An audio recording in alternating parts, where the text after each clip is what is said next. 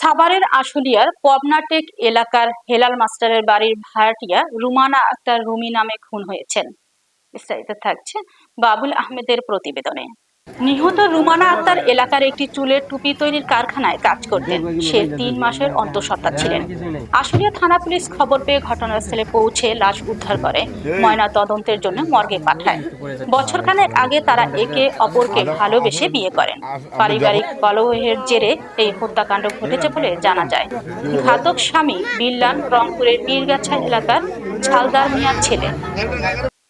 আশুলিয়া থানার ওসি রুবেল হাওলাদার বলেন, ঘাতক স্বামীকে আটকের চেষ্টা চলছে।